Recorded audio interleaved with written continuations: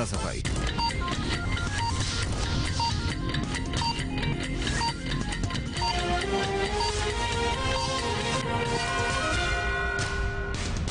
जियो headline news के लिए ताउन किया है।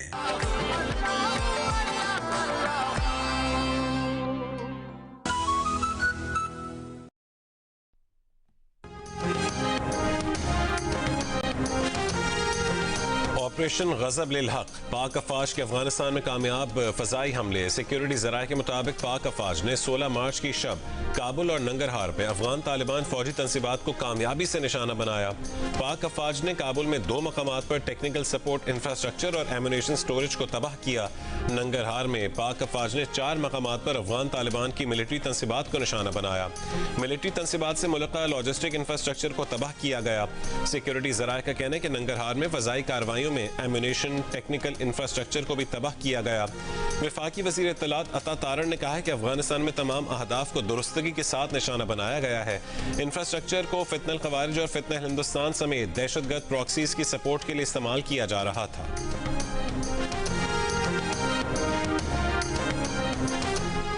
अबनाए हुर्मुज़ खुलवाने में मदद न देने पर ट्रंप दुनिया से नाराज, किसी को ताना दिया, किसी को धमकी। ओवल ऑफिस में कहा कि हमने नेटो को दिफा पर अरबों डॉलर खर्च किए, हमारे दिफा के लिए वो मौजूद नहीं। बरतानवी वजीर आजम ने मायूस किया।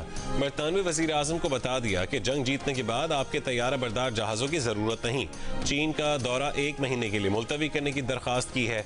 इससे पहले प्रेस कॉन्फ्रेंस में इत्तेहादियों से शिकवा किया कि 40 साल से आपकी हिफाजत कर रहे हैं और आप इस जंग में शामिल नहीं होना चाहते। कुछ ममालिक अपनाए हुर्मुज़ में मदद के लिए तैयार नहीं, हमने उन्हें खौफनाक बैरूनी खतरात से बचाया है। चीन, जापान, कोरिया और दीगर मुल्कों से फिर मदद मांग ली।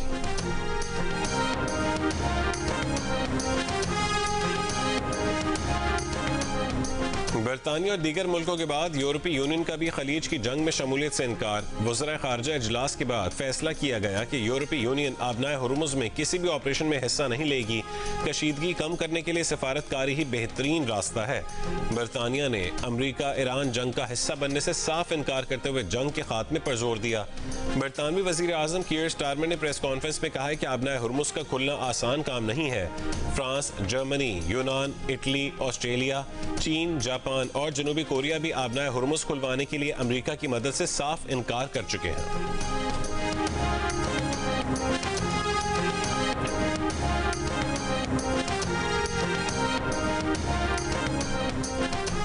पाकिस्तान स्टॉक एक्सचेंज में कारोबार का मुस्बत आगाज। ट्रेडिंग के दौरान 100 इंडेक्स में 1700 से जायद पॉइंट्स का इजाफा।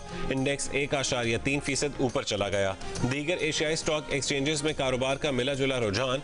जापान के निक्केई इंडेक्स में 0.39% इजाफा। शंघाई में मामूली कमी। थाई SET में 2% और कोरियन कॉस्पे में 2.4% इजाफा।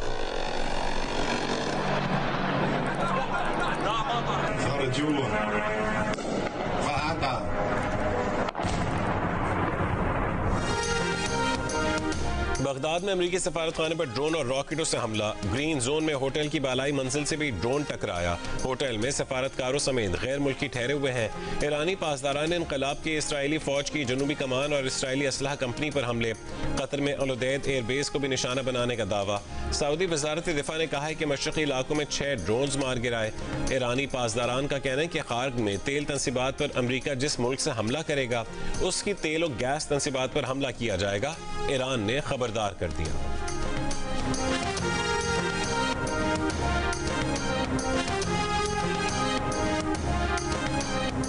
अमाराती एविएशन अथॉरिटी का कहना है कि आर्जी हिफाजती इकदाम के तहत बंद किया गया एयर ट्रैफिक मामूल के मुताबिक बहाल कर दिया गया।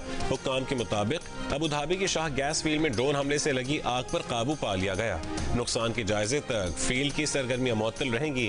फुजैरा के करीब लंगर अंदाज बहरी जहाज पर हमले से मामूली नुकसान हुआ, लेकिन कोई जख्मी नहीं हुआ।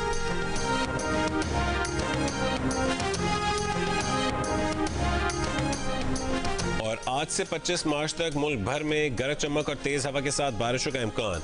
NDMA का अलर्ट जारी। कहा कि इस्लामाबाद, पंजाब, KP, गिलगित बल्तिस्तान और आज़ाद कश्मीर के मुख्तलिफ इलाकों में बारिश का इम्कान है। बलोचिस्तान के मुख्तलिफ इलाकों में आज से 23 मार्च तक आंधी, तेज हवाएं और बारिश मुतवक्के हैं। कराची, हैदराबाद, सक्खर, लाड़काना, जैकबाबाद और दादू में भी कहीं कहीं बारिश हो सकती है। सूबाई और जिले इदारे अलर्ट रहे।